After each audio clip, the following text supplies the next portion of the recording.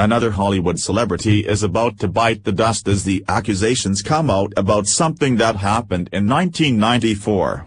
It happened on the set of a movie where the supposed victim, Regina Simons, was an extra. She's claiming that she was raped by the director of the movie at his home. She was 18 years old, and he was a major Hollywood star who was breaking legs and breaking the action movie scene like it was a concrete block hit by Marvel's Iron Fist. This isn't the best news that you'll read about Steven Seagal, and if it's true, then he's a huge sleazebag. Being accused of raping someone in 1994 is hardly the headline anyone wants to wake up and read about themselves. The story unfolds as told by Simons, and it's a recollection of the events. It has not been proven true or false. It is merely an accusation and her story. Keep that in mind while reading, and remember that readers should always hear both sides of every story before deciding your opinion on it. According to reports, we're learning that Steven Seagal is accused of raping Regina Simons in 1994 while they were working on the movie On Deadly Ground. Simons claims that Seagal invited her to a wrap party at his home, but when she got there was no party. It was just her and Seagal. She says Seagal took her to his room and started kissing her, took off her clothes, and then got on top and raped her. She claims she froze.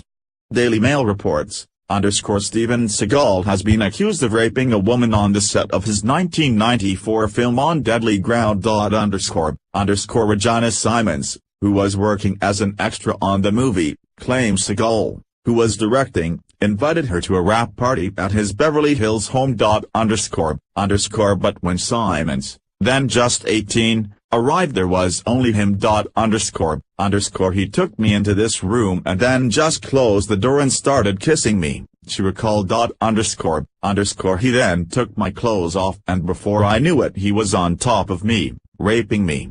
I wasn't sexually active yet.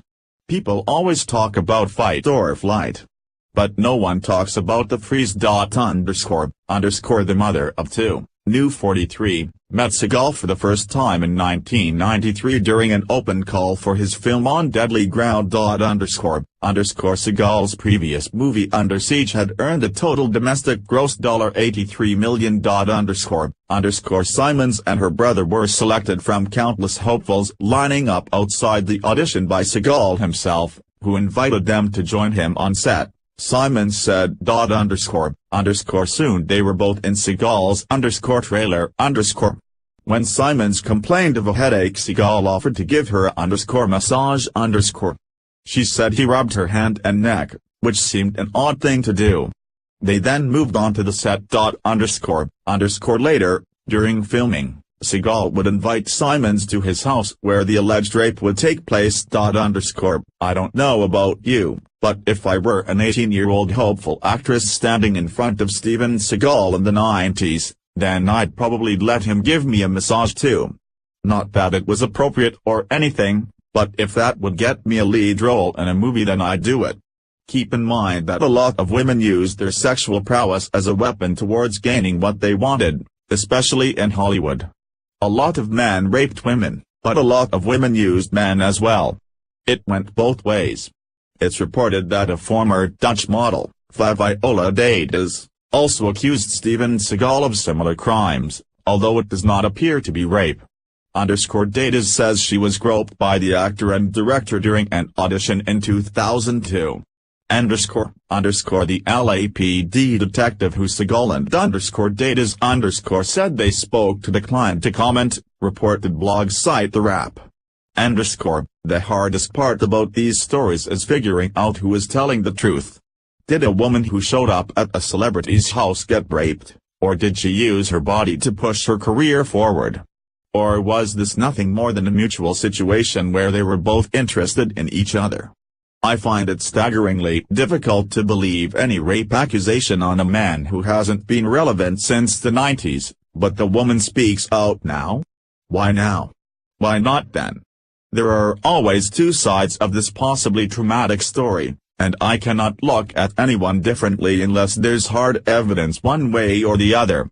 If the rape accusations turn out to be true, then Steven Seagal belongs in gaol. If the rape accusations turn out to be false, then Regina Simons belongs in jail. What if it turns out that the sexual encounter was mutual? What if they both wanted to do it, but now Simons just feels like wasting our time with a fake story to get herself in the news and gain another 5 minutes of fame?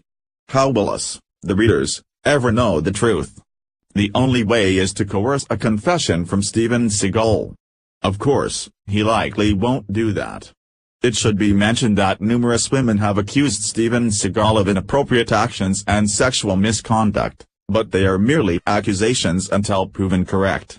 One story stated that he seemed to accidentally show his junk as he was wearing a robe, but covered it up casually.